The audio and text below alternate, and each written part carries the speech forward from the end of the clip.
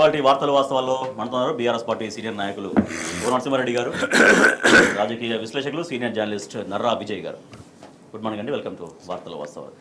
బేసిక్గా నిన్న మాగంటి గోపీనాథ్ కన్నుమూశారు. గుండెపోటుతో బీఆర్ఎస్ ఎమ్మెల్యే గోపీనాథ్ కన్నుమూశారు. ప్రజల అభిమానంతో వరుసగా హ్యాట్రిక్ విజయం సాధించినటువంటి ఎమ్మెల్యే గోపీనాథ్ మృతితో బీఆర్ఎస్తో పాటుగా మొత్తం నియోజకవర్గ ప్రజల్లో తీవ్రంగా విషాద ఛాయలు అలుముకున్నాయి.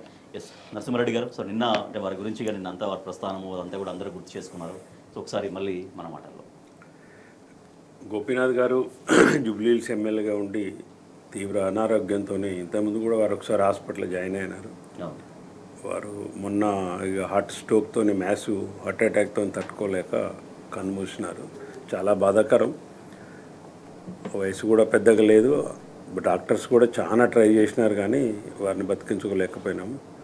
మా పార్టీకి ముఖ్యంగా సమాజానికి, తెలంగాణ సమాజానికి కూడా అటువంటి గుర్తింపు గల నాయకుడు 3 సార్లు ఎమ్మెల్యేగా జూబ్లీహిల్స్లో ఎమ్మెల్యేగా వెళ్ళటం మాటల విషయం కాదు. మొదటిసారి టీడీపీ నుంచి గెలిచినప్పుడు కూడా, తర్వాత 2 సార్లు టీఆర్ఎస్ నుంచి కూడా వారు కారు గుర్తు మీద ఎమ్మెల్యే గెలిచినారు. జిల్లా పార్టీ అధ్యక్షుడు, హైదరాబాద్ జిల్లా పార్టీ అధ్యక్షుడు కూడా కొనసాగుతున్నారు. చాలా తీరని లోటు, ప్లస్ సమాజానికి కూడా అటువంటి నాయకులు పోవటం అనేది చాలా బాధాకరమైన విషయం. వారి కుటుంబానికి, వారి ఆత్మకు కూడా శాంతి కలగాలని, వాళ్ళ కుటుంబానికి కూడా ప్రగాఢ సానుభూతి తెలియజేస్తున్నాం. సో నిన్న యాక్చువల్గా ఆసుపత్రిలో కేసీఆర్ గారు విజిట్ చేద్దాం అనుకున్నారు, కానీ నివాళులు అర్పించడానికి వచ్చినటువంటి పరిస్థితుల్లో తీవ్ర భావోద్వేగానికి గురయ్యారు. సో అదే తలుచుకున్నారే మరి? కేసీఆర్ గారు ముందు తెలిసి హాస్పిటల్కి వచ్చి మాట్లాడతానని చెప్పేవరకే 5:45కే సారు ఇంకా అక్కడికి బయలుదేరక ముందే ఈ ఘటన జరిగిద్దాం డెత్ డిక్లరేషన్ ఇచ్చినారు హాస్పిటల్ వాళ్ళు. సారు డైరెక్ట్గా బాడీ దగ్గరికే రావాల్సి వచ్చింది. కేసీఆర్ గారు కూడా నిన్న చాలా దుఃఖపడ్డారు, భావోద్వేగానికి గురైనారు. కేటీఆర్ గారికి అయితే చాలా సన్నిహితుడు వారు. హరీష్ రావు గారు చాలా సన్నిహితుడు. ఇక్కడ హైదరాబాదు పార్టీ జిల్లా అధ్యక్షునిగా వారు చేసిన కార్యక్రమాలు ఈ 17 నెలల నుంచి కానీ, అంతకుముందు అధికారంలో ఉన్నప్పుడు కూడా ఎమ్మెల్యే కూడా అన్ని బస్తీలు, జూబ్లీహిల్స్ ఎట్లుంటుంది అంటే నియోజకవర్గము, ఇక్కడ చూసి మనం జూబ్లీహిల్స్ అనుకుంటున్నాం. దీని కింద దరిదాపు 18 నుంచి 20 బస్తీలు ఉంటాయి. ఇప్పుడు బోరబండ ఇష్యూ సంబంధించి, బోరబండ ఒక స్లమ్మే, అక్కడ కార్పొరేట్కి సంబంధించి కూడా అదే ఇష్యూ జరిగింది. ఆయన కూడా బాగా కలత చెందినాడు దాని మీద. ఒక సూసైడ్ చేసుకున్నాడు ఒక అతను అక్కడున్న వారి హెరాస్మెంట్తో. ఇట్లాంటి జనంతో కలిసిపోవటం అనేది వాళ్ళ సాధక బాధకాలు. ఎప్పుడు అన్ని నిత్యం ఫోన్ చేస్తే వెంటనే 2 నిమిషాలు అక్కడ ఉంటాడంట గోపీనాథ్ గారు, చాలామంది చెప్పినారు అక్కడ. కాబట్టి ఇట్లాంటి ప్రజలతో మమేకమైన వ్యక్తులు. 2014 తర్వాత కూడా కేసీఆర్ గారు అప్పుడు ఒక నినాదం ఇచ్చినారు, పార్టీలకు అతీతంగా తెలంగాణ అభివృద్ధికి మీరందరూ కూడా కలిసి రావాలని. ఇక్కడ రాజకీయాలకు సంబంధం లేదు, హైదరాబాద్ డెవలప్ కావాలి. ముఖ్యంగా హైదరాబాదు బ్రాండ్ ఇమేజ్కి సంబంధించి కూడా మనం ఆలోచన చేస్తే, ఇక్కడున్న ఎమ్మెల్యేగా అతను ప్రతి కంపెనీ మీటింగ్లో కానీ కేటీఆర్ గారితో చేదోడు వాదోడుగా ఉండి తిరగటము, అన్నీ చేయటం కూడా చాలా కాంట్రిబ్యూషన్ ఉంది గోపీనాథ్ గారిది హైదరాబాద్ బ్రాండ్ ఇమేజ్ పెంచడంలో ముఖ్యంగా. ఎందుకంటే సిటీలో ఉన్న నియోజకవర్గం ఇది జూబ్లీహిల్స్ అనేది. కాబట్టి ఇక్కడ పార్టీ కార్యాలయంలో కూడా, తెలంగాణ భవన్లో కూడా వారు ఏ మీటింగ్ జరిగినా వారి అధ్యక్షతలో పెద్ద ఎత్తున జరగటం ఇక్కడికి అన్నీ కూడా ఒక రకంగా పార్టీకి అయితే చాలా తీరని లోటు. జూబ్లీహిల్స్ ప్రజలు కావచ్చు, తెలంగాణ సమాజం కావచ్చు, ఒక మంచి నాయకుడిని, ప్రజానాయకుడిని. ఆయన తెలుగుదేశంలో ఉన్నప్పటి నుంచి కూడా తెలుగు యువతలో పనిచేసి, తర్వాత పనిచేసి అప్పుడు అర్బన్ అథారిటీ హైదరాబాద్ హుడాలో కూడా ఆయన చైర్మన్గా పనిచేసినారు. ఓకే. కాబట్టి నిన్న కూడా పార్టీలకు అతీతంగా ఇతర నాయకులు కూడా వచ్చినారు, సంతాపం తెలియజేస్తున్నారు. రైట్. ఏదైనా చాలా లాస్గానే మనం భావించవలసిన అవసరం. రైట్. విజయ్ గారు, సరే అది చాలా క్రిటికల్ కండిషన్ ఉందని తెలిసినా కూడా సరే కోలుకుంటారేమో, తిరిగి వస్తారేమో అని చాలామంది ఎదురు చూసాం. బట్ అది సరే ఫైనల్గా ఆయన కన్నుమూశారు. అంటే వారు అన్నట్టుగా ఇప్పుడు అర్బన్ ఏరియాలో ఎమ్మెల్యేలకు కొంచెం వేరే ఉంటుంది, రూరల్ ఏరియాలో కొంచెం ఎక్కువగా కనెక్టివిటీ ఉంటుంది ప్రజలతో అంటారు. కానీ అట్లా కాకుండా వాటికి భిన్నంగా అర్బన్ సిటీకి సంబంధించిన ఎమ్మెల్యే అయినా కూడా మొత్తం బస్తీ వాసులతోటి ఎప్పటికీ మమేకం కావడం, ఇవన్నీ కూడా వారి ప్రజా జీవితాన్ని జూబ్లీహిల్స్ నియోజకవర్గ ప్రజలు గుర్తు చేసుకున్నటువంటి విధానం బీఆర్ఎస్ పార్టీకి రాజకీయ రంగంలో ఒక లోటుగా ఎట్లా మనం చూడవచ్చు? మాగంటి గోపీనాథ్ గారికి సంబంధించి చూసినట్టయితే, నేను కేబుల్ టీవీలో జర్నలిస్ట్గా పనిచేస్తున్నప్పటి నుంచి కూడా మాగంటి గోపీనాథ్ గారిని చూస్తున్నాను. ఆయన ప్రోగ్రామ్స్ అప్పటి నుంచి కూడా నేను కవరేజ్ చేసినటువంటి సందర్భం. ఆయన హైదర్గూడలో ఉన్నటువంటి సందర్భంలో కూడా పార్టీ క్యాడర్కి పార్టీకి కమిట్మెంట్ ఉన్నటువంటి వ్యక్తి. మొదటి నుంచి కూడా అనేక కార్యక్రమాలు చూసినటువంటి నేపథ్యంలో హైదర్గూడలో ఉన్నటువంటి సందర్భం నుంచి కూడా పార్టీ క్యాడర్ తోటి పార్టీ అధినాయకత్వానికి ఒక లాయల్గా ఉండడం, ఇష్యూస్ని ప్రజల ఇష్యూస్కి సంబంధించినటువంటి ఎంత టఫ్గా ఉన్నటువంటి అంశం కూడా సున్నితంగా డీల్ చేసి పరిష్కరించేటువంటి వ్యక్తి. ప్రజల సమస్యలు కావచ్చు, అదేవిధంగా ఇతర సమస్యలు ఏది ఉన్నా కానీ అప్పటి నుంచే క్రమంగా క్యాడర్ తోటి మంచి రిలేషన్స్ ఏర్పాటు చేసుకుంటున్నటువంటి వ్యక్తిగా బిల్డప్ చేసుకున్నారు. అట్లా పొలిటికల్ క్యారియర్ని ఆ రకంగా బిల్డప్ చేసుకున్నటువంటి నేపథ్యంలో ఎమ్మెల్యేగా గెలిచిన తర్వాత మరింత సమాజానికి, అదేవిధంగా ప్రజలకు, క్యాడర్కి దగ్గరగా అయినటువంటి వ్యక్తి. క్యాడర్ని చూసుకునే పద్ధతి విషయంలో కావచ్చు, ఈ అంశాలన్నింటిలో పార్టీకి, ఆ తర్వాత పార్టీ మారిన తర్వాత కూడా అప్పుడు ఉన్నంత వరకు పార్టీలో తెలుగుదేశం అధినేతకు లాయల్టీగా ఉన్నటువంటి వ్యక్తి. పార్టీ మారి వచ్చిన తర్వాత ఇక ఈ సిద్ధాంతానికి సంబంధించి, దీనికి సంబంధించి పూర్తి కమిట్మెంట్తో ఉన్నటువంటి వ్యక్తి. అనేక ప్రలోభాలు, రకరకాల ఆశలు, రకరకాల స్నేహితులు అది ప్రభావం చూపించినట్టు, ప్రభావితం చేసి తీసుకోవాలని చూసినప్పటికీ అదే రకమైనటువంటి స్టాండ్ తీసుకొని ఉన్నటువంటి వ్యక్తి. అనారోగ్య కారణంతో ఈ రకమైనటువంటి జరగడం, ముఖ్యంగా పార్టీకి ఒక కమిట్మెంట్ ఉన్నటువంటి ఇప్పుడున్నటువంటి పరిస్థితులలో అనేక అవకాశవాదం అటు ఇటు ఉంటున్నటువంటి సందర్భంలో ఒక కమిట్మెంట్ నాయకుడిని ఇటు పార్టీ కోల్పోయింది. అదేవిధంగా జూబ్లీహిల్స్ నియోజకవర్గం అనుకోవచ్చు ఆ రకమైనటువంటి వ్యక్తిగా ఉన్నది. ఇష్యూస్ చాలా సున్నితంగా డీల్ చేసేటువంటి వ్యక్తి.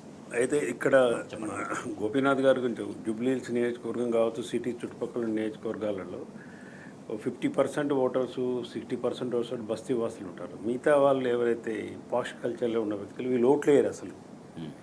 మీకు సిటీ పోలింగ్ ఎప్పుడు కూడా 35-40% కంటే దాట. ఆ 40%లో కూడా 80% ఓట్లు వేసేది సామాన్య ప్రజలే, మళ్ళీ కూడా బస్తీ వాసులే. కాబట్టి నేనేమంటున్నా అంటే ఆ బస్తీ వాసుల యొక్క మన్ననలు పొందండి. వాళ్ళ ఇప్పుడు మీరు అన్నట్టు రూరల్ ఇక సిటీ నియోజకవర్గాల్లో ఉన్న ఎమ్మెల్యేకి తేడా ఏంటంటే 5 నిమిషాలు అక్కడ పోగలుగుతాడు ఎమ్మెల్యే దగ్గరికి. మోర్ అటెన్షన్ ఇవ్వాల్సి వస్తుంది. 24 గంటలు వాళ్ళు ఓపెన్గానే ఉండవలసి వస్తుంది. ఇప్పుడు ఒక ఎమ్మెల్యే అక్కడి నుంచి హైదరాబాద్ వచ్చి ఇంకో దూరంగా ఉండి ఆ నియోజకవర్గం నుంచి ఆ నియోజకవర్గ కేంద్రానికి రాలేరు. అక్కడి నుంచి ఎక్కడో ఊళ్ళ నుంచి రావాలంటే 60-70 కిలోమీటర్ ప్రయాణం చేయాలి, రాలేరు. కానీ ఇక్కడ ఇప్పుడు జూబ్లీహిల్స్లో ఈ సెంటర్ నియోజకవర్గంలో ఈ నియోజకవర్గ పరిధిలో ఉన్న ప్రజలు ఎవరైనా అనుకుంటే గంట సేపట్లో ఎమ్మెల్యే దగ్గరికి పోగలుగుతాడు, ఇంటికి పోయి డోర్ కొట్టగలుగుతాడు. ఆయనకు సపరేట్ ఆఫీస్ ఉంది గోపీనాథ్ గారికి. ఆ సమస్యను అడ్రస్ చేసేటువంటి గుణం కూడా ఉండాలి. గుణం కాదు, ఎంత యంత్రాంగం ఉందంటే మేము పోయిన ఒకసారి కేటీఆర్ గారితో వారు ఆఫీస్కి పోతే కంప్యూటర్లు అక్కడ ఒక 10 మంది పనిచేస్తున్నారు. ఎవ్వరు వచ్చినా ఫస్ట్ వాళ్ళది కంప్లైంట్ అక్కడ లాడ్జ్ చేయాలి. దానికి సంబంధించి వెంటనే సంబంధిత అధికారులు గోపీనాథ్ గారు ఫోన్ చేస్తారు. ఇట్లా ఒక వ్యవస్థ నిర్మించింది ఆయన. ఎవరైనా కానీ అక్కడికి పోతే పని అవుతుంది చెప్పడం అనేది ఆయన డ్యూటీ. కల్పించగలిగినాడు కాబట్టి 3 సార్లు గెలిచినట్టు. అందరూ ఆ పద్ధతిలో కల్పించగలిగితేనే ప్రజలకి అట్లా నియోజకవర్గంలో మనకు ఇట్లా గుర్తొచ్చే దాంట్లో పీజీఆర్ గుర్తొస్తాడు. అట్లా ఆయన ఇల్లు కూడా 24 గంటలు తెరిచే ఉండేది ఎవరు వచ్చినా. ఆయన కూడా అన్నిసార్లు ఆదరించారు ప్రజలందుకే. రాష్ట్ర మంత్రివర్గంలోకి నిన్న మరొక 3 చేరారు. వివేక్, వాకిడి శ్రీహరి, అడ్డూరి లక్ష్మణ్, ఇంకా 3 బెర్తులు అయితే ఖాళీగా ఉన్నాయి. సో మంత్రివర్గం సంబంధించి ఎక్స్పాన్షన్ తోటి సరే పార్టీలో సహజంగా ఉండేటువంటి గందరగోళాలు, రగిలిపోవడాలు అనేది జరుగుతున్నాయి. మరి వీటికి ఎంతవరకు ఇవి మళ్ళీ చక్కబడతాయనేది కూడా చూడాల్సిన అవసరం ఉంది. ఏకంగా రాజీనామాలు చేస్తామని కూడా మరికొంతమంది నాయకులు కూడా మాట్లాడడం కూడా మనం చూస్తున్నాం. ఎస్ నరసింహారెడ్డి గారు, సో మంత్రివర్గంలో ఈ ముగ్గురు రావడంతో సరే ఇప్పుడు ఇంకా 3 ఖాళీగా ఉన్నాయి. మరి వాటి సంగతి ఎప్పుడు అనే ప్రశ్న కూడా వస్తుంది. సంవత్సరాల కాలం గడిచిపోయిన తర్వాత అసలు ఎప్పుడో ఏలక కొన్ని శాఖలు ఖాళీగా ఉండి, విద్యాశాఖ లేదు, హోంశాఖ లేదు. ఈయన 45 సార్లు ఢిల్లీకి పోయి వచ్చింది. ఇప్పటికీ వాళ్ళ అపాయింట్మెంటే చేయలేదు ముఖ్యమంత్రికి. అసలు ఈయన లెక్కే చేయట్లేదు. గంజిలో కూడా మళ్ళీ ఢిల్లీకి గంజిలో ఈగలాగా తీసి పడేస్తుండ్రు. కాబట్టి అసలు ముఖ్యమంత్రి ప్రకారము మంత్రివర్గాన్ని వేయాలి. ముఖ్యమంత్రి వేసుకోవాలి మంత్రివర్గాన్ని. ఎమ్మెల్యేలు గెలిచిన పూర్తి ముఖ్యమంత్రి విచక్షణ అధికారం ఉన్న అది మంత్రివర్గం. ఇప్పుడు ఈ ముఖ్యమంత్రి 0 అని తేలిపోయింది. ఈయనకి ఏం లేదు. ఈయన మంత్రులు నియమించలేడు, కార్పొరేషన్ చైర్మన్లను కూడా వేయలేకపోతున్నాడు, డైరెక్టర్లను కూడా వేసే అధికారం ఇక్కడ రేవంత్ రెడ్డికి లేదు. ప్రతిసారి ఢిల్లీ పోవాలి, వాళ్ళు రమ్మనాలంటే ఎక్కే విమానం దిగే విమానం సరిపోతుంది. మరి ఇప్పటికైనా మొత్తం వేసిండ్రా పోనీ, ఇప్పటికైనా సరే సంవత్సరం లేట్ అయింది, అధిష్టానమే అనుకుందాం. అందుకే చెప్పేది కేసీఆర్ గారు ఎప్పుడో చెప్పిండ్రు, ఈ 2 బీజేపీ కానీ కాంగ్రెస్ గెలిస్తే వీళ్ళు ఇక్కడ ముఖ్యమంత్రి ఎవరిని ఎవడు స్వతంత్రంగా చేయరు. వాళ్ళు ఏమైనా ఢిల్లీ నిలబడమంటే నిలబడాలి, కూర్చోమంటే కూర్చోవాలి. అధిష్టానం బానిసలే. ప్రజలకు కట్టుబడి, ప్రజల నిర్ణయానికి కట్టుబడి, ప్రజల అభిష్టాలకు అనుకూలంగా వీళ్ళు పనిచేయలేరు. వాళ్ళు ఏది చెప్తే చేయాలి. వాళ్ళ తీరినప్పుడు ఈ తెలంగాణ మీద కాన్సన్ట్రేట్ చేస్తారు. మంత్రివర్గం ఉంది, అసలు వేయాలనే సోయి కూడా రాహుల్ గాంధీకి లేదు. ఇక్కడ వచ్చి ప్రచారం చేసిన మరి ఇప్పుడైనా మొత్తం వేసినా మరి 6 నింపిండా, అది నింపలే. మళ్ళీ ఇది ఒక గోల, దాని గోల, మళ్ళీ అది గోల. మళ్ళీ దీంట్లోనే మళ్ళీ నాకు రాలేదని ఒక ఆయన, నీకు రాలేదని ఒక ఆయన, కొంతమంది రాజీనామాలని ఒక ఆయన, నాకు ప్రామిస్ చేసిరు వాగ్దాన భంగం కలిగిందని ఒక ఆయన. ఇప్పుడు కుటుంబాల మీద చూడండి, కాంగ్రెస్ పార్టీ నిజంగా కూడా ఎంత కుటుంబాల చరిత్ర ఉందంటే, ఇప్పుడు వివేక్ వెంకటస్వామి గారికి ఇచ్చినారు. ఆ కుటుంబం నుంచి ఇప్పుడు 4-5 మళ్ళీ ప్రజాప్రతినిధులు ఉన్నారు. ఆయన కుమారునికి మన ఎంపీ ఇచ్చినారు, ప్రసాద్ కుమార్ గారికి స్పీకర్ ఇచ్చినారు, వాళ్ళ అన్న ఎమ్మెల్యే, ఈయన మంత్రి. మళ్ళా ఇప్పుడు ఇక్కడేంది, మళ్ళీ ఉత్తమ్ కుమార్ రెడ్డి గారు వారి సతీమని వాళ్ళిద్దరు ఎమ్మెల్యేలు. మా జిల్లాలో బ్రదర్స్ 2, ఆ బ్రదర్స్ ఆల్రెడీ తమ్ముడు ఇప్పుడు అలిగిపోయిండు. అంటే ఇప్పుడు యాక్చువల్గా రాజగోపాల్ రెడ్డి నువ్వు భువనగిరికి గెలిపించుకురా, నీకు ఎమ్మెల్యే మంత్రి పదవి ఇస్తామని అధిష్టానం ప్రామిస్ చేసిందని ఆయన ఎన్నికల ముందే చెప్పిండు. నాకు 500 కోట్లు ఖర్చు అయినాయని కూడా చెప్పిండు. 2 లక్షల మెజార్టీ తీసుకురమ్మన్నారు, నేను 2,50,000 తెచ్చిన అన్నాడు. ఇప్పుడు ఆయన అలిగిండు. అంటే ఏమైపోయింది, పరిపాలన పోయింది. ఇప్పుడు మొత్తం కూడా మళ్ళీ దేని మీద అసంతృప్తులు బుజ్జగించే దాని మీద కార్యవర్గం, మంత్రివర్గం అంతా ఇక అటుపోవాలి. ఇప్పుడు ఈ పరిపాలన మళ్ళీ ఒక 6 నెలలు మళ్ళీ వెనకకు, మళ్ళీ ఆ ముగ్గురు ఎప్పుడు వేస్తారో తెలియదు. ఇది కాంగ్రెస్ సంస్కృతి అనేది మనం తెలుసుకోవాలి ప్రజలు. రైట్ విజయ్ గారు, సరే ముగ్గురు అయితే వచ్చారు. సో సామాజిక ఈక్వేషన్స్ జరిగాయని చెప్తున్నారు. అట్ ద సేమ్ టైం మరి అన్ని జిల్లాలకు ప్రాతినిధ్యం దక్కలేదు అనేది ఆ సమీకరణ కూడా చూసుకోవాలి కదా ఒకటి. సో కొన్ని జిల్లాలకేమో 2-3 పదవులు ఉన్నాయి మంత్రివర్గం నుంచి. ముఖ్యమైన జిల్లాలకు హైదరాబాద్, రంగారెడ్డి లాంటి ఇంత పెద్ద జిల్లాలకు మంత్రివర్గంలో ఎవరు గెలవలేగా. మరి ఇది ప్రజాస్వామ్య హైదరాబాద్ ఒక్కట్లేదు, ప్రజాస్వామ్య రాజ్యాంగబద్ధమైనటువంటి విస్తరణ కాదు. మీరు ఒక్కొక్క ప్రాంతం సగం జనాభాకు లేరండి. ఇప్పుడు 4 కోట్ల జనాభా అనుకుంటే ఉమ్మడి రంగారెడ్డి, ఉమ్మడి హైదరాబాదు, అదేవిధంగా ఉమ్మడి నిజామాబాదు, ఈ 3 జిల్లాలకు ప్రాతినిధ్యమే లేదు. ప్రాతినిధ్యం లేకపోతే అది ప్రజాస్వామ్య మంత్రివర్గం ఎట్లయితుంది, ప్రజలకు సంబంధించినటువంటి ప్రభుత్వం ఎట్లవుతుంది? నువ్వు 1.5 నుంచి సగం జనాభాకు కనీసం ప్రాతినిధ్యం లేకుండా నువ్వు మంత్రివర్గం చేసి పరిపాలన చేస్తున్నా అంటే అది నమ్మశక్యంగా అనేటువంటి అంశము, విశ్వసించలేనటువంటి అంశం, ప్రజాస్వామ్యంలో జరగరానటువంటి అంశం. మీకు రాజకీయ అవసరం కోసము కొంతమందికి ఒక్కొక్క జిల్లాకు 3 ఇచ్చుకుంటున్నటువంటి పరిస్థితి కనిపిస్తున్నదే తప్ప ఇంకొక రాష్ట్ర శ్రేయస్సు దృష్టిను, రాష్ట్ర పరిపాలన దృష్టిలో పెట్టుకొని మాత్రం మీరు పరిపాలన సాగించట్లేదు. మీరు ఒక రాహుల్ గాంధీకే సమస్య. ఇది రాహుల్ గాంధీ కూడా దేశవ్యాప్తంగా నువ్వు ఒక రాష్ట్రంలో ఉన్నటువంటి క్యాబినెట్ విస్తరణకు సంబంధించినటువంటి అంశానికే నువ్వు 1.5 సమయం తీసుకుంటే నువ్వు దేశాన్ని ఏం లీడ్ చేస్తారండి రాహుల్ గాంధీ గారు? అలా రాహుల్ గాంధీ లీడ్ చేయలేనటువంటి సిచ్యువేషన్ కనిపిస్తున్నది. ఒక చిన్న అంశమే నువ్వు పరిష్కరించడానికి ఇంత సమయం తీసుకొని ఈ రకంగా మళ్ళీ ఇప్పుడు విస్తరణ చేసి కూడా ఏంది, ఇప్పుడు వాళ్ళు ఏంటి సోషల్ యాంగిల్లో అంటున్నారు. నెక్స్ట్ వీళ్ళు అదే అంటారు, సోషల్ యాంగిల్ ఇదే కాదండి, ముఖ్యమంత్రిని కూడా ఎస్సీలకి బీసీలకి ఇవ్వండి.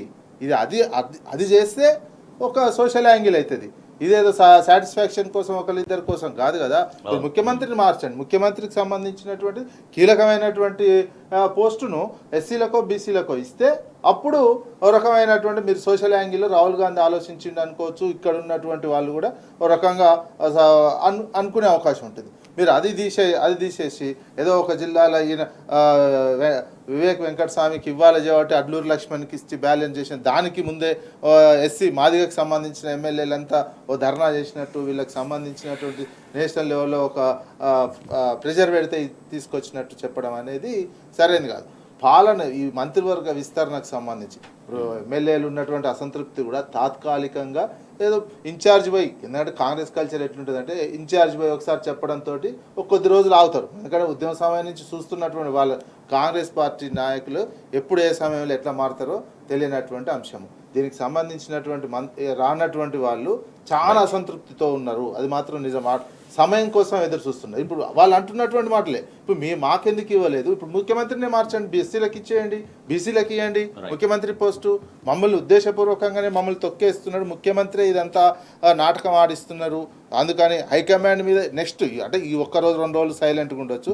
రేపు స్థానిక సంస్థల ఎన్నిక కానించి మొదలవుతుంది కాంగ్రెస్ పార్టీలో ఈ రకమైనటువంటి రాజకీయం. మొత్తం ముఖ్యమంత్రిని మార్చండి అనే డిమాండ్ రాబోతుంది. ఆశా వాళ్ళు ఎవరైతే ఉన్నారో వాళ్ళు ఇంకా రగిలిపోతున్నారు. మరి అది ఎక్కడికి దారి తీస్తుంది అనేది మాత్రం చూడాల్సిన అవసరం ఉంది. అయితే ఇంకా 3 బెర్తులు ఖాళీగా ఉన్నాయి. ఆ 3 బెర్తులు ఎప్పుడు ఫిలప్ చేస్తారనేటువంటి ప్రశ్నలు మళ్ళీ తెలంగాణ ప్రజలు అడుగుతున్నారు. ఇప్పుడు సామాజిక సమీకరణ జరిగింది అని చెప్తున్నారు. బట్ జిల్లాల సమీకరణ ఎక్కడ, జిల్లాల బ్యాలెన్సింగ్ ఎక్కడ చేశారు? ఒక్కొక్క జిల్లాకు 2-3 పదవులు ఉన్నాయి. కొన్ని జిల్లాలకు మాత్రం మంత్రి పదవుల ప్రాతినిధ్యమే లేకపోవడం ఏంటన్నటువంటి ప్రశ్నలు కూడా వస్తాయి. ఇక్కడ వరద, ఇక్కడ బురద, 2020లో కొట్టుకుపోయిన పోలవరం డయాఫ్రామ్ వాళ్ళు ఇంతవరకు దానిపైన ఎటువంటి రిపోర్ట్స్ ఎన్డీఎస్సీ లేదు. కానీ ఇక్కడ కాళేశ్వరంలో మేడిగడ్డలో 2 పిల్లర్లు కొంచెం స్వల్పంగా కుంగితేనే గంటల్లోనే రిపోర్ట్స్ ఇచ్చారు. ఈ 1.5 ఇయర్లో రిపోర్ట్స్ మీద రిపోర్ట్స్ వచ్చినాయి. ద సేమ్ టైం ఇవాళ కాళేశ్వరం కమిషన్ ముందుకు మాజీ మంత్రి హరీష్ రావు హాజరవుతున్నారు. మరోపక్క కేబినెట్ ఆమోదంతోనే కాళేశ్వరంపై నిర్ణయాలు జరిగినాయి. ముఖ్యమంత్రి కేసీఆర్ వ్యక్తిగతంగా తీసుకున్న నిర్ణయం కాదు, పూర్తి కేబినెట్ అప్రూవల్ తోటే ఆ నిర్ణయాలు జరిగాయని వారు చెప్పినటువంటి మాట.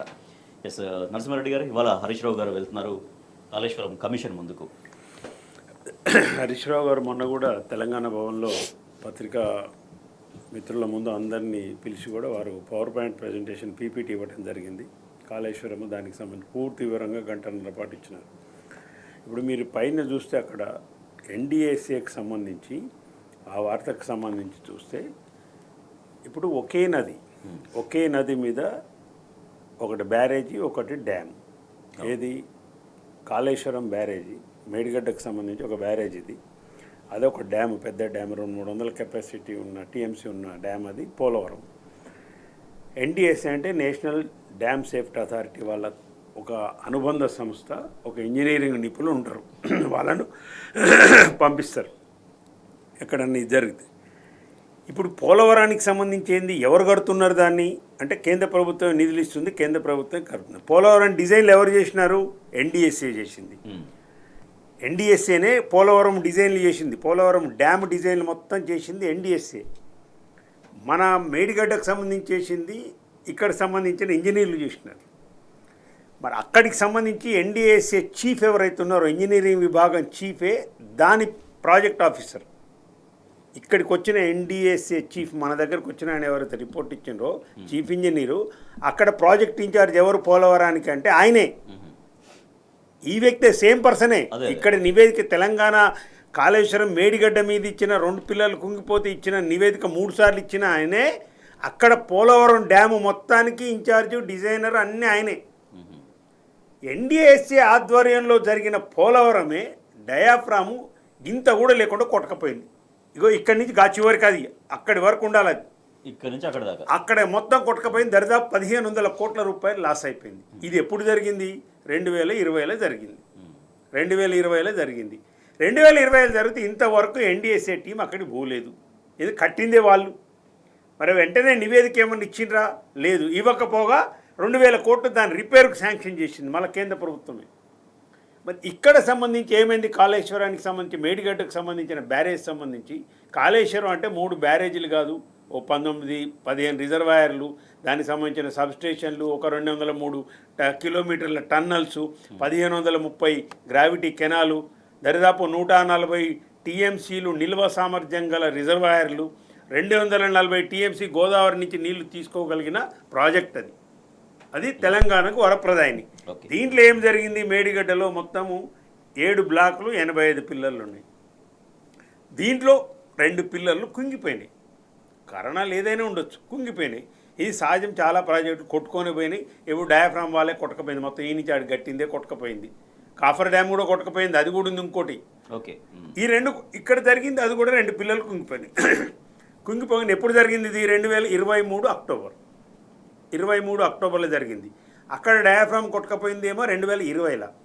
23 అక్టోబర్ మేడిగడ్డలో 2 పిల్లలు కుంగిపోయేటప్పటికి అసలు ఎప్పుడో నివేదిక రావాలి. 3 సంవత్సరాలు అప్పటికే. మేడిగడ్డలో 2 పిల్లలు కుంగిపోయిన నాటికే డయాఫ్రామ్ వాళ్ళు కొట్టకపోయి పోలవరంది 3 సంవత్సరాలు. 2020లో కొట్టకపోయింది. అది 2023లో అక్టోబర్లో 2 పిల్లలు కుంగినాయి. ఇక్కడ కుంగినాకనే ఎన్నికలు అయిన తర్వాత రాష్ట్ర ప్రభుత్వం మారిపోయి కాంగ్రెస్ ప్రభుత్వం వచ్చిన తర్వాత వెంటనే ఎన్డీఏసీఏ వచ్చింది. సూచన రాయమన్నా లేదు, 24 గంటల్లో నివేదిక అయిపోయింది. మళ్ళీ ఏం చేసింది, పార్లమెంట్ ఎన్నికలు వచ్చినాయి, మళ్ళీ ఒక నివేదిక, అప్పుడు ఇంటర్వ్యూ నివేదిక, ఇప్పుడు ఇంకో నివేదిక. మొన్న మా బీఆర్ఎస్ పార్టీ రైతోత్సవ సభ లలితలో జరుగుతుంటే ఆ సందర్భంగా మళ్ళీ కన్ఫ్యూజన్, మళ్ళీ ఒక నివేదిక. అంటే ఇది ఎన్డీఎస్ఏ నివేదిక కాదు, ఎన్డీఏ నివేదిక అని చెప్పిన. అందుకే రైట్, ఇలా ఏమీ లేదు. ఇంత పక్షపాతము, ఒకే నది మీద జరుగుతున్న ఒక డ్యాము, ఒక బ్యారేజీ పట్ల ఇంత వివక్ష. అంటే బీజేపీ కాంగ్రెసు ఒత్తాసు పలికి చేస్తున్న కార్యక్రమాల్లో రెండు కలిసిపోయి రాజకీయంగా ఇలా ఏదో జరిగిపోయింది. ఉత్తమ్ కుమార్ రెడ్డి అయితే నెరి నీచంగా మాట్లాడుతుండే ఆయన. రైట్, అవగాహన రాహిత్యం ఎంత అంటే ఆయనకు ఎల్లంపల్లి నుంచి కట్టిన అసలు కాళేశ్వరం నీళ్ళు లేకుండా కట్టినట్టు. ఇప్పుడు మీ సురేఖ గారే పోయి రంగనాయక సాగర్ 1,00,000 ఎకరాలకు నీళ్ళు వదిలింది కదా. ఉత్తమ్ కుమార్ రెడ్డికి ఏమైనా బుర్రుందా అసలు? రంగనాయక సాగర్ ఎక్కడ కాళేశ్వరం భాగం కదా. నిన్న నువ్వు మీ సీఎం పోయి అక్కడ చేసింది గంధమల రిజర్వాయర్. ఎక్కడ గంధమలకి ఏ నుంచి వస్తాయి నీళ్ళు చెప్పు నువ్వు? తలకాయ ఉండి మాట్లాడుతున్నావు, తలకాయ లేకుండా గంధమల్లకి ఎక్కడి నుంచి వస్తాయి రిజర్వాయర్లు? నీళ్ళు ఎక్కడి నుంచి వస్తాయి? మళ్ళీ అక్కడి నుంచి రంగనాయక సాగర్ రావాలి, మల్లన్న సాగర్ రావాలి, కొండపోచమ్మ సాగర్ రావాలి. ఇవన్నీ అయిపోయినాక నిండేది, బస్వాపూర్ అయినాక నిండేది గంధమల్ల చివరి కదా, అది చివర. మరి గంధమల్లకు నీళ్ళు వచ్చినాయి, అసలు కాళేశ్వరం కొట్టకపోయింది, మొత్తం కాళేశ్వరం లేదే అంటావు. సరస్వతి పంపులు ఆన్ చేసింది నువ్వే, లక్ష్మీ పంపు ఆన్ చేసింది నువ్వే. మిడ్ మానేరుకు మీరు ఎక్కడి నుంచి ఎత్తి పోస్తేనే కదా మిడ్ మానేరులు వచ్చి పడ్డాయి నీళ్ళు ఎల్లంపల్లి నుంచి. విజయ్ గారు, కాబట్టి ఈ డిస్పారిటీ మీరు చూస్తే ఏంటంటే రాజకీయంగా ఆలోచించాలి తెలంగాణ ప్రజలు. ఇటు బీజేపీ ఇటు కాంగ్రెస్ కలిసి కేసీఆర్ని బదనాం చేయాలని ఈ చేసిండ్రు. కానీ మొత్తం ఇప్పుడు నీళ్ళు లేకుండా ఆపి రైతులు ఆగమవుతారు. ఇప్పుడు సమస్య అది.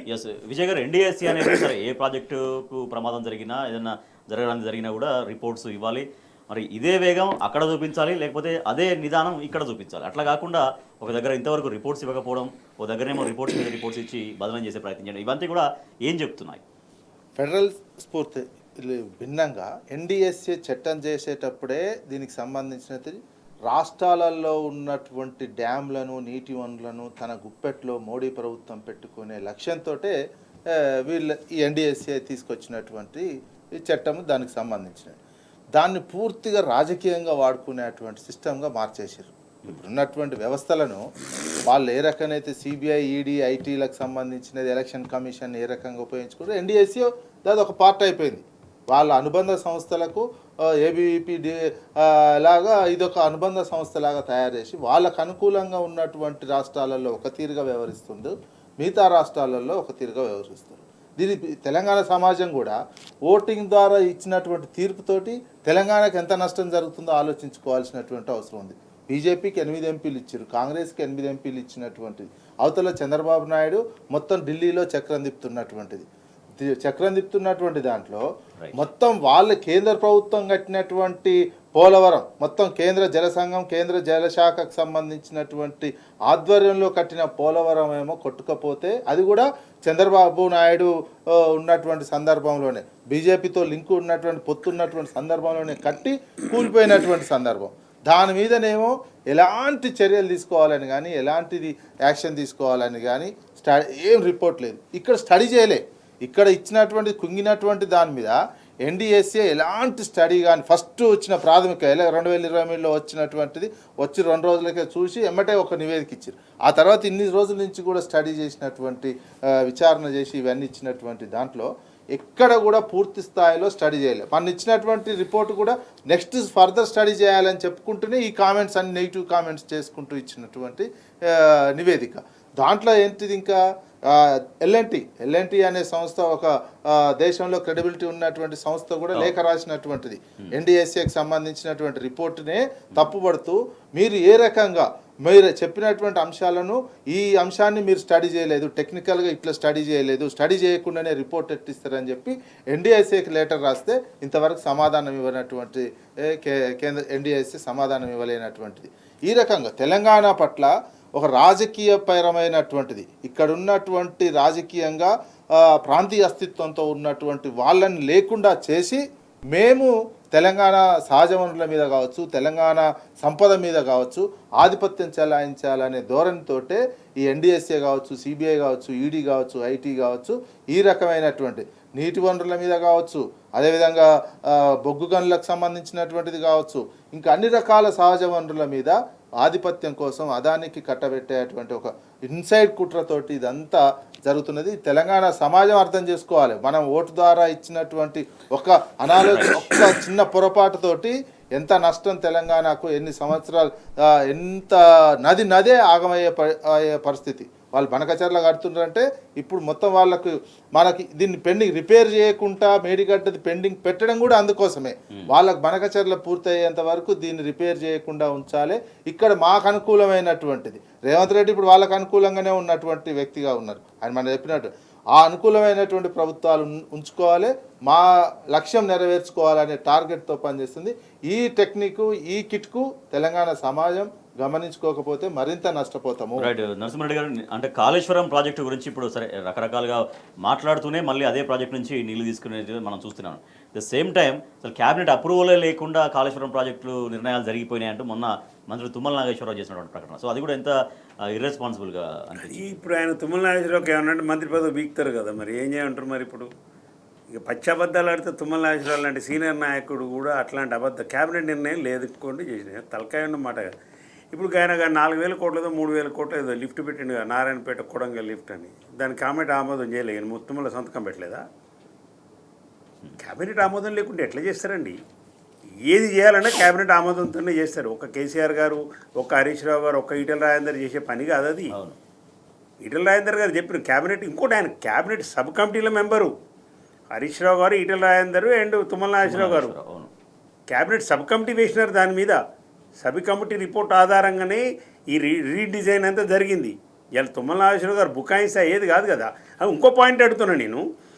ఇప్పుడు మండలి క్యాబినెట్ ఆమోదించిన తర్వాత ఇప్పుడు ఆ క్యాబినెట్లో ఉన్న వాళ్ళు మీ దాంట్లో ఉండరు కదా, వాళ్ళకి పోవా నోటీసులు? మరి తుమ్మలకి ఎందుకు పోదు నోటీసు? ఇంకో మంత్రి జూపల్లి కూడా ఉండు కదా, జూపల్లికి నోటీసు పోదా? మరి వాళ్ళకి మంత్రి మొక్కలు ఉండరు కదా, కేసీఆర్ మంత్రి లోకాలు ఉండరు కదా. ఈ ఒక ఈటెల రాజేందర్కి ఎందుకు పంపుతారు? తుమ్మల నాగేశ్వరరావుకి ఎందుకో పంపరు, జూపల్లికి ఎందుకో పంపరు నోటీసులు? మీరు రాజకీయ కక్ష కోసం చేస్తుందని క్లియర్గా అర్థమైపోయింది. ఇంకోటి ఏదో ఒక్క నోటీసు ఇవ్వగానే కేసీఆర్ భయపడుతుంది. అరే రేవంత్ రెడ్డి పిచ్చోడో అర్థం చేసుకో, సావుకు భయపడని వ్యక్తి కేసీఆర్. నీలాగా పిరికి పందలాగా తుపాకులు వేసుకొని ఉద్యమం మీద పోయినోడు కాదు ఆయన. ఉద్యమం చావు ఆమరణ నిరాహార దీక్ష చేసి తెలంగాణ సాధించిన వ్యక్తి కేసీఆర్. నీ నోటీసులకి, చిన్న చిన్న నోటీసులకు భయపడే వ్యక్తి కాదు ఆయన. బరాబర్ రేపు వెళ్తాడు. ఇలా హరీష్ రావు గారు పోతుంటే 11వ తారీఖు కేసీఆర్ గారు వస్తుండే. అలా ఏముందని చేయడానికి? లేని దాన్ని నువ్వు వెతికేదో చేయాలనుకుని ఏమేసినావు? విద్యుత్ కమిషన్ అన్నారు, ఏమైంది రిపోర్టు? కాళేశ్వరం ఒక కమిషను, ఇంకోటి జ్యుడిషియల్ కమిషన్ కాదు, ప్రజలు గమనించాలి. అదొక ఎంక్వైరీ కమిషన్, అది దానికేం అధికారాలు లేవు. విచారణ మాత్రమే చేయడం, విచారణ ఎంక్వైరీ చేసి ఆ ఫ్యాక్ట్స్ గవర్నమెంట్కి ఇవ్వాలి. అంతేగాని ఏదో కాళేశ్వరం కమిషన్ అనగానే ఆయన జడ్జిని పెట్టగానే ఆయనకు ఏదో పవర్లు ఉన్నట్టు గోష్కి ఎవ్వరికి ఏం పవర్ లేవు. ఎంక్వైరీ కమిషన్ అంతే, అది కోర్టు నియమించింది కాదు, ప్రభుత్వం నియమించింది. సిట్టింగ్ జడ్జి కాదు ఆయన, రిటైర్డ్ జడ్జి ఆయన. అయినా భయపడేది ఏం లేదు. ఖచ్చితంగా ఆ నోటీసులకు స్పందించి 11వ తారీఖు పోతున్నాం. కాళేశ్వరం మీద ఒక్క ప్రశ్న ఇప్పుడు తెలంగాణ ప్రజలందరూ అడుగుతున్నది. కాకతీయ కెనాల్ కింద బారే రైతులు కానీ, మా తుంగతుర్తి కానీ, సూర్యాపేట కానీ, కోదాడి నియోజకవర్గం, అసలు సంవత్సరం నుంచి మీరు ఎందుకు దీన్ని రిపేర్ చేయట్లేరు చెప్పండి రేవంత్ రెడ్డి గారు? ఉంగిపోయింది, నువ్వు చేసే కమిషన్ ఏని, అది జరగని ఏమని ఉంటే ఆ చర్యల తర్వాత సంవత్సరం నుంచి ఎల్ఎన్టీ వాళ్ళు మేము సిద్ధంగా ఉన్నాము రిపేర్ చేయడానికి అని చెప్పినారు. ఆ 2 పిల్లలు తీస్తే ఒకటి, 2 పిల్లలు తీయకుండా ఒక బ్లాక్ పోతుంది, 300-400 కోట్లు అవుతుంది. అంతే కదా. ఈ 300-400 కోట్ల కోసం ఖర్చు పెట్టకుండా దాని మీద 1,200 కోట్ల నుంచి 2,000 కోట్ల ఇసుక వ్యాపారం చేసి మీరు పైసలు దుబ్బుకొని మీ జేబులు నింపుకొని ఎందుకు రిపేర్ చేయట్లేరు అంటే, ఉత్తమ్ కుమార్ రెడ్డి నీ దగ్గర ఏమైనా జవాబు ఉందా? ఏడబెట్టుకుంటారు మీ ముఖం? రేవంత్ రెడ్డి దగ్గర ఏమైనా జవాబు ఉందా? మేడిగడ్డ దాంట్లో కుంగిన పిల్లలను మీరు అసలు కాంగ్రెస్ ప్రభుత్వం ఎందుకు రిపేర్ చేయకుండా సంవత్సరం నుంచి ఆపుతుందో చెప్పండి. ఏ జవాబు లేదు. ఇంకొకటి, కాళేశ్వరం అంటే ఏందో ఒక మేడిగడ్డ అన్నట్టుగా ఇప్పుడు డ్రింకింగ్ వాటర్ కోసము, జంట నగరాల కోసము 3,030 టీఎంసీల వాటర్ మీరు తరలిస్తున్నారు. ఎక్కడి నుంచి తరలిస్తున్నారు? మల్లన్న సాగర్ నుంచి తరలిస్తున్నారు. మల్లన్న సాగర్ 50 టీఎంసీలు ఎక్కడిది? అది కాళేశ్వరంలో భాగమే కదా. కాళేశ్వర జలాలేగా మల్లన్న సాగర్కి వచ్చేది. గంధమల్ల కాళేశ్వరం నుంచి వచ్చేది కదా, జలాల నుంచి వచ్చేది కదా. ఒకవైపు ఏమో మీరు ప్రారంభోత్సవాలు చేస్తారు, ఒక్కోవైపు ఏమో శంకుస్థాపనలు చేస్తారు కాళేశ్వరంలో భాగమైన రిజర్వాయర్లకు ట్యాంకులకు, ఒకవైపు టెండర్లు పిలిచి పైపుల ద్వారా పైప్ లైన్ ద్వారా తీసుకొచ్చి మూసీలేస్తాను అంటాడు 30 టీఎంసీలు. రైట్, ఎస్ విజయ్ గారు. ప్రజలు గమనించాలి ఇవన్నీ. రైట్ విజయ్ గారు, అంటే మామూలు జనరల్గా ఇల్లు కట్టుకున్నా కూడా కొద్ది రోజుల తర్వాత ఎక్కడో ఒకసారి చిన్న క్రాక్ వస్తుంది, దాన్ని రిపేర్ చేసుకుంటారు ఎవరైనా కూడా. సో మరి ఎంత పెద్ద ప్రాజెక్టు కాబట్టి సరే ఒకటి అది ఏ ప్రమాదవశాత్తా లేకపోతే కొంతమంది పరిశీలకులు చెప్తున్నట్టుగా ఆరోపిస్తున్నట్టుగా ఆయన కుట్ర జరిగిందా అవన్నీ వేరే కూడా. బట్ జరిగిన దాన్ని రిపేర్ చేసి వాడుకోవడానికి ఎందుకు అభ్యంతరం? నిజంగా వారు అన్నట్టుగా ప్రజలు జనరల్గా వచ్చే క్వశ్చన్ ఇది. రిపేర్ చేయడంలో కూడా కుట్ర ఉంది, రిపేర్ చేయకపోవడంలో కుట్ర ఉన్నది. నీళ్ళని మనకు రిపేర్ చేస్తే రైపేరియన్ రైటు ఇవన్నీ నెక్స్ట్ ఏదైనా వేసినటువంటి ట్రిబ్యునల్ వేస్తే దాని మీద వస్తుందని వీళ్ళు కేంద్రంలో ఉన్నటువంటి ప్రభుత్వము అటు కింద ఉన్నటువంటి చంద్రబాబు నాయుడు ప్రభుత్వం చేస్తున్నటువంటి కుట్ర ఇది. రిపేర్ వాస్తవానికి ఆ రోజు ప్రభుత్వం వచ్చిన కొత్తలనే అక్కడనే ఉత్తమ్ కుమార్ రెడ్డి తీసుకుపోయి అప్పుడు ఉన్నటువంటి ఈఎన్సీలతోటి పవర్ ప్లాంట్ ప్రజెంటేషన్ ఇచ్చినటువంటి నేపథ్యంలో ఫస్ట్లో మేము బాంబేకి చెందిన ఒక సంస్థను తీసుకొచ్చి డైమండ్ కట్ ద్వారా దీన్ని మొత్తం తీసేసి వితిన్ 2-3 నెలల్లో దీని పనులు ప్రారంభిస్తాం, స్టార్ట్ చేసి రిపేర్ చేస్తామని అనౌన్స్ కూడా చేశారు. అనౌన్స్ చేసిన తర్వాత ఇది రిపేర్ చేస్తే ఎట్లా అనేది ఒక ఆలోచన వచ్చింది. రిపేర్ చేస్తే మనకు రాజకీయంగా ఏం లాభము, ప్లస్ ఆ లోపు కేంద్రంలో ఉన్నటువంటి మోడీ కావచ్చు, చంద్రబాబు నాయుడు కావచ్చు, దీన్ని రిపేర్ చేసి మాకేందని రేవంత్ రెడ్డి మీద ఒత్తిడి తీసుకొచ్చినటువంటిది.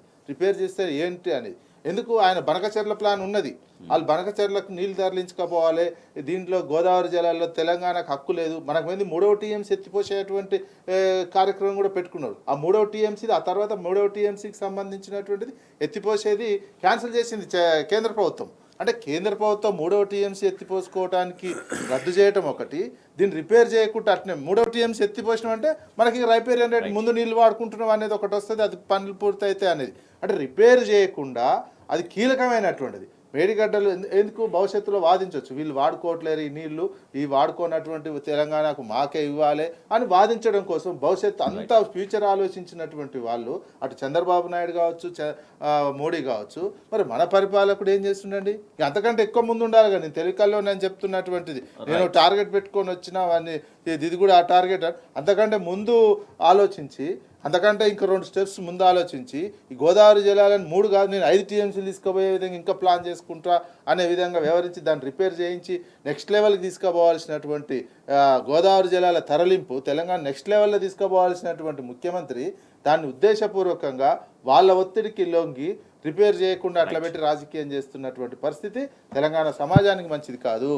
రైట్, ఇక కాళేశ్వరం విషయంలో ఎన్డీఎస్ఏ ఎట్లా దూకుడుగా వ్యవహరించింది, గంటలను రిపోర్ట్స్ ఇచ్చింది. కానీ ఇవాళ పోలవరం విషయంలో 2020లో 4-5 ఏళ్ల కింద కొట్టుకుపోయిన డయాఫ్రమ్ వాళ్ళ గురించి ఇంతవరకు ఎన్డీఎస్ఏ రిపోర్ట్ ఇవ్వలేదు. ఇది ముమ్మాటికి వివక్షే తెలంగాణ పైన, తెలంగాణకు తీరని ద్రోహం చేస్తున్నటువంటి పరిస్థితి కనపడుతున్నట్టుగా చర్చ సాగుతుంది. అట్ ద సేమ్ టైం ఇవాళ మాజీ మంత్రి హరీష్ రావు కాళేశ్వరం విచారణ కమిషన్ ముందు హాజరు కాబోతున్నారు. నిన్న హర్యానా గవర్నర్ బండారు దత్తాత్రేయ ఆత్మకథకు సంబంధించిన ఒక పుస్తకం ఆవిష్కరణలో సీఎం రేవంత్ రెడ్డి చేసిన కామెంట్స్ రాజకీయ వర్గాల్లో విస్మయాన్ని కలిగించినాయి, ఆసక్తికరంగా మారినటువంటి పరిస్థితి.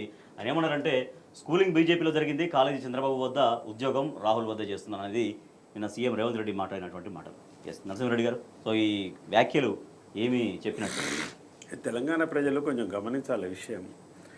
ఇప్పుడు రేవంత్ రెడ్డి ఏమంటుండంటే, నేను ఉద్యోగం చేస్తున్నా రాహుల్ గాంధీ దగ్గర అంటుండు. ముఖ్యమంత్రి అంటలేడు, తెలంగాణ ప్రజలు ఓట్లు పోయినాయి, తెలంగాణ ప్రజలు ఎక్కడో మట్ల కలిసిపోయినారు, రాహుల్ గాంధీ ఉద్యోగం ఇస్తుండు, నాకు ఉద్యోగం చేస్తున్నా అనే పద్ధతిలో మాట్లాడుతాడు రేవంత్ రెడ్డి. చాలా దుర్మార్గమైన విషయం ఇది. ఇంకొకటి ఆయన డైరెక్ట్గానే చెప్తుండు. ఏం చెప్పిండు, ఆయన ఎంపీగా ఉన్నప్పుడే లోక్సభలో మాట్లాడిండు. ఏది ఇక్కడ హైదరాబాద్ నుంచి ఎంపీగా ఉన్నప్పుడు ఏం మాట్లాడి, నేను ఆర్ఎస్ఎస్ భావజాలానికి మొదటి నుంచి గురైన ఆర్ఎస్ఎస్ స్థాపించిన ఆయన చాలా మంచోడని పార్లమెంట్లో చెప్పినాడు. అటువంటి వరకే పీసీసీ అధ్యక్ష పదవి అప్పటికి ఇచ్చినారు. తర్వాత ముఖ్యమంత్రిని కూడా చేసినారు. కాంగ్రెస్ అధిష్టానం సిగ్గుపడాలి, కాంగ్రెస్ సీనియర్ లీడర్లు కూడా సిగ్గుపడాలి. నేను కాంగ్రెస్ వాదిని గాను అనేది ఇప్పుడు ఆయన చెప్పిన దాంట్లో. స్కూలింగ్ అంటే నేను ఏబీపీలో పనిచేసిన, ఆర్ఎస్ఎస్లో పనిచేసిన, స్కూలింగ్ అంతా బీజేపీలో జరిగింది, ఆర్ఎస్ఎస్లో జరిగిందని ఆయన చెప్తున్నాడు. దాని తర్వాత నా కాలేజీ అంతా అంటే అక్కడ చంద్రబాబు నాయుడు దగ్గర పనిచేసిన, ఇప్పుడు ఉద్యోగం మాత్రం రాహుల్ గాంధీ. రాహుల్ గాంధీ మరి ఈ స్కూలింగ్ బీజేపీలో జరిగిన ఆయనకు, చంద్రబాబు నాయుడు దగ్గర పనిచేసిన ఆయనకు రాహుల్ గాంధీ ఎట్లా ఉద్యోగం ఇచ్చిండు అనేది కదా ప్రశ్న ఇక్కడ. మీ కాంగ్రెస్లో పనిచేసిన వాళ్ళు లేడా ఉద్యోగం ఇవ్వడానికి? కాంగ్రెస్లో పనిచేసిన వాళ్ళు ఎవరు ముఖ్యమంత్రి స్థాయిలో ఉన్నోళ్ళు లేరా?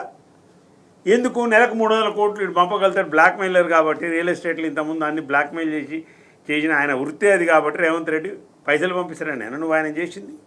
అంతకుమించి ఏముంది అలా అంటే దీని అర్థం ఏం తెలిసిపోతుందంటే బీజేపీ, కాంగ్రెస్, టీడీపీ ఈ మూడు కలిసి ఇప్పుడు తెలంగాణ మీద గద్దల్లాగా వాలినాయి.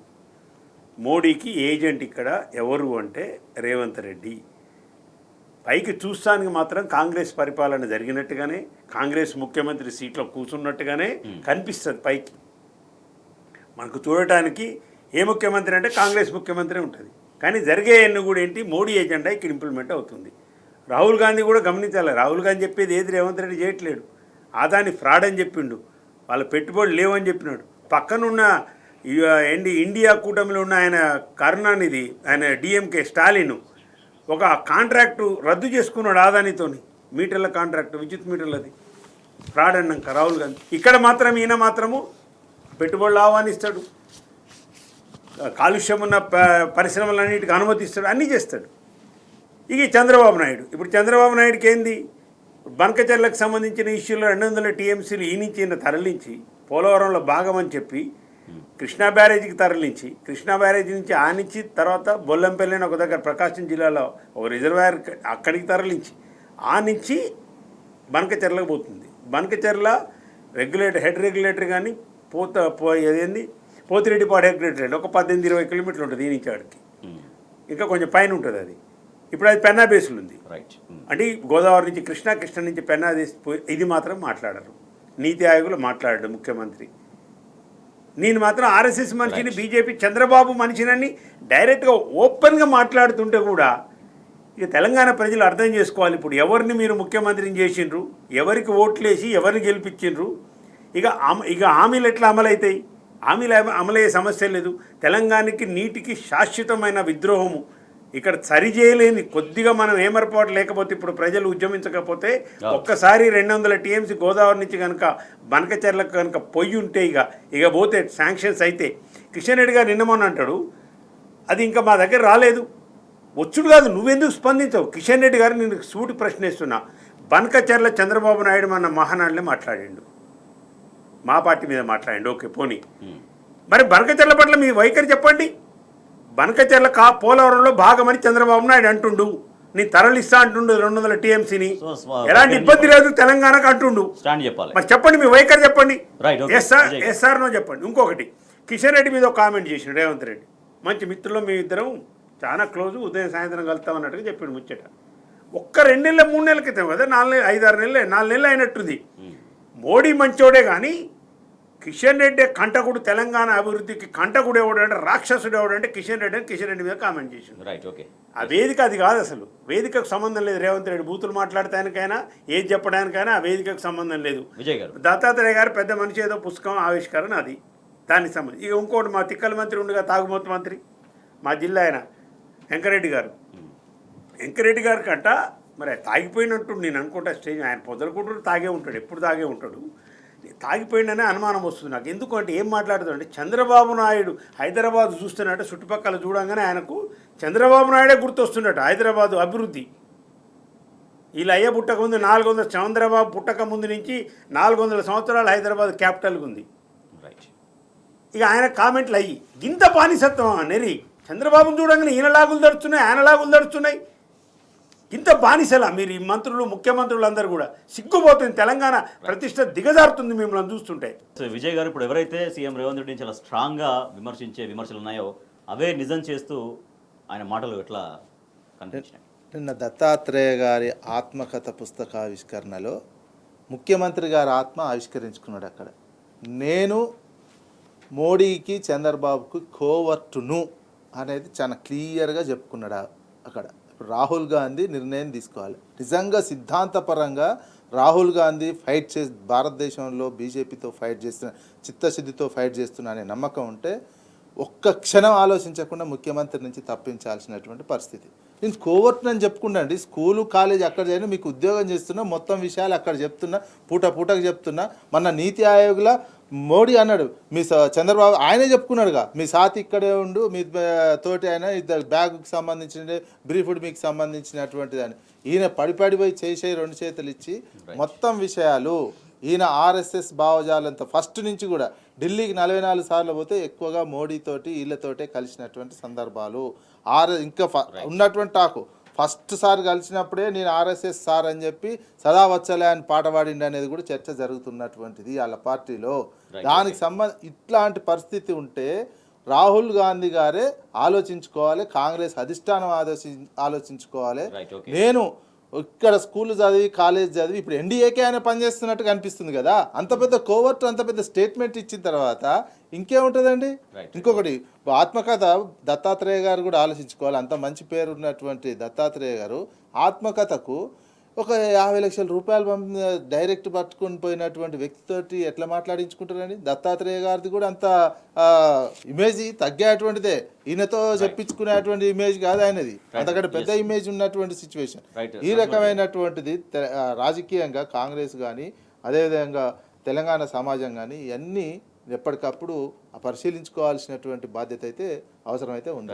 మరొక సబ్జెక్ట్ తీసుకుంటే ఇప్పటికి 506 ఈ సంఖ్య ఆత్మహత్య చేసుకున్న రైతుల సంఖ్య చాలా ఆందోళనకరం, చాలా విషాదకరం. మళ్ళీ ఒక కౌలు రైతు నిన్న బలవన్మరణానికి పాల్పడేటువంటి పరిస్థితి. రైతులు ఎందుకు ఇంత ధైర్యం కోల్పోతున్నటువంటి పరిస్థితి వాళ్ళకి కనపడుతుంది. చాలా విషాదం అండి. అసలు చూస్తే అది కామన్ వార్త అయిపోయింది రోజు. అసలు నిజంగా అసలు ఏం జరుగుతుంది తెలంగాణలో? రైతుల ఆత్మహత్యలు మొత్తం తగ్గిపోయి కేసీఆర్ గారి పాలనలో రైతులంతా అయితే రాజును చేసిండు ఆయన. ఫార్మర్ సెంటర్ గవర్నమెంట్ నడిపించి రైతుల ఆదాయం పెంచి, కొనుగోలు శక్తి పెంచి, వ్యవసాయ విస్తరణ జరిగి వ్యవసాయ స్థిరీకరణ గంత ఆనందంగా ఉన్న రైతు ఇవాళ అసలు ఒక ఆయన ఏమో రుణమాఫీ కాలేదని మహబూబ్నగర్లో ఒక బ్యాంకులోనే పాపం గుండె హార్ట్ ఫెయిల్ అయ్యి చనిపోయినాడు, హార్ట్ అటాక్ వచ్చి. అవును, చాలామంది రోజు ఒక ఇవాళ దిగుబడి రాక అప్పుల పాలై పురుగు మందు పత్తి రైతు. సీసీఐ కొనుగోలు ఏందో తెలియదు. రైతు బంధు ఇంతవరకు అరకొర రైతు బంధు 4 ఎకరాలు దాటలేదు. 70 లక్షల మందికి 9.5 సంవత్సరాల్లో 73,000 కోట్లు ఇచ్చిన కేసీఆర్. డైరెక్ట్ వాళ్ళ ఖాతాలు వచ్చాయి. ఇప్పుడు వదున్న వాళ్ళు అటు ఇటు తిరుగుతుండ్రు, రైతులు చెప్తుండ్రు ఎక్కడ చూసినా పైసలే ఉండే అన్న ఊర్లలో. ఎవరిని అడిగినా ఇట్లా చేయబదులాడితే 50,000 ఇచ్చేటోళ్ళు. అసలు పైసలు లేవు, పైసలు పుడతలేవు. గవర్నమెంట్ స్కీమ్ ఏది వస్తుంది చెప్పండి పైసలు రావడానికి? పెన్షన్లు 4,000 అంటే 2,000 కూడా 2 నెలలకు ఒకసారి ఇస్తుండ్రు. ఇక మిగతా పోతే రైతు బంధు. ఇప్పుడు 10 ఎకరాలు ఉన్న రైతుకు సంవత్సరానికి 1,00,000 రూపాయలు వచ్చేది కేసీఆర్ గారు ఉన్నప్పుడు. ఎరువులకైనా దేనికైనా కానీ, అవసరాలకైనా ఇంటి అవసరాలకైనా తన దగ్గర పైసలు ఉండేగా, జేబులో 10,000 ఉన్నాయంటే ఆయన ఆత్మస్థైర్యం ఎంత పెరుగుతుంది? అదే అయిపోయింది. పోనీ రుణమాఫీ జరిగిందా? ఎత్తుకోంటే పాపం ఈ దుర్మార్గుని మాటలు నమ్మి ఎత్తుకొని పోయి అప్పులు తెచ్చుకుని ఇప్పుడు 2 లక్షల పైన వాళ్ళకి ఇంతవరకు ఒక్క పైసా కట్టలేదు, రుణమాఫీ కాలేదు. పోనీ విత్తనాలను చక్కగా ఇస్తుర్రా, విత్తనాలన్నీ కల్తీ విత్తనాలు. ఎరువులు లేవు. కరెంటుకి అసలు ఉండట్లేదు. కరెంటుకు సంబంధించి ఒక మంచి వ్యవస్థలను వ్యవసాయానికి సంబంధించి, కరెంటుకు సంబంధించి కానీ, నీటి వ్యవస్థకు సంబంధించి కానీ, వాళ్ళకు సంబంధించిన రైతు బంధు క్యాపిటల్ పెట్టుబడికి సంబంధించి కానీ, కొనుగోలుకు సంబంధించి కూడా. అయితే రైతులు కళ్ళాలల్లో మొత్తం కూడా మార్కెట్లలో మొత్తం ఐకేపీ సెంటర్లల్లో నానిపోయి మొలకలు వస్తున్నాయి. అయినా కొనే నాదుడు లేడు. మిల్లలతో కుమ్ముక్కై ఉత్తమ్ కుమార్ రెడ్డి అక్కడ బస్తాకు 35 రూపాయలు వీళ్ళ చొప్పున వసూలు చేసి ఇప్పుడు కోట్ల రూపాయలు వాళ్ళ దగ్గర సావండి, మీరు ఎంతకన్నా కొనుక్కోండి, మాకైతే ఇన్ని కోట్లు ఇవ్వండి. వాళ్ళు డైరెక్ట్ చెప్తున్నారు, ముఖ్యమంత్రి సభ మేమే పెట్టినాం, 20 కోట్లు పెట్టాం కాబట్టి ఇది చేసుకోవాలని వాళ్ళు చెప్తున్నారు. అంటే రైతాంగం అంటే ఒక వ్యవసాయ వ్యవస్థను మొత్తము మంచిగా నిర్మించిన వ్యవస్థను, దానికి కావాల్సిన అనుకూలమైన వ్యవస్థను కేసీఆర్ గారు నిర్మించిపోతే కనీసం నడపలేని అసమర్థ ప్రభుత్వం. నీచులు వీళ్ళు. మనుషులు అంటానికి కూడా నాకు ఒప్పుతలేదు. తాటి మనిషి చనిపోని ఇంత జరిగింది. రాజేష్ గారు, రైతు బంధు కాదు, రైతు బీమా పథకం కింద రైతు చనిపోతే ఏ కారణం చేసి చనిపోయిన 5 లక్షలు వచ్చేది. ప్రీమియం కట్టలేదండి దుర్మార్గులు ఇంతవరకు. ఎల్ఐసికి 750 కోట్ల ప్రీమియం కట్టడానికి ఇన్ని రోజుల నుంచి ఇప్పుడు ఈసారి కట్టలేవు యాసంకి. ఇంత గోసపెట్టి రైతుల్ని ప్రాణాలు తీస్తున్నారు. ఇవన్నీ గవర్నమెంట్ హత్యలే. యాక్చువల్గా ఆత్మహత్యలు కావు ఇవి. 506 మంది ఉసురు తగులుతారు రేవంత్ రెడ్డి నీకు. విజయ్ గారు, రైతులకి ఒక ధైర్యం, సరే ఆత్మహత్యలు చేసుకుంటున్నారు, దానికి ఒక అప్పీల్ చేయాల్సిన అవసరం ఉంటుంది, ప్రభుత్వం అండగా ఉంటుందని చెప్పాలి. ఇటువంటి ప్రకటనలు పోరా అండి, వాళ్ళ ఇళ్ళలో పోరా అండి, ఒక్క మంత్రి అన్న పోడా? Yes, concluding. ఏం లేదండి, వ్యక్తిగతంగా నేను ముఖ్యమంత్రి టార్గెట్గా రీచ్ అయిపోయినా, ఇక రాష్ట్రం ఏమైతేంది, రైతులు ఏమైతేంది అనే ఆలోచన విధానాలు ఒక పొలిటికల్ లీడర్గా, ఓ రాజకీయ నాయకునిగా ఆలోచించి విధానపరమైనటువంటి నిర్ణయాలు తీసుకుంటే రైతు ఆత్మహత్యలు జరగవు.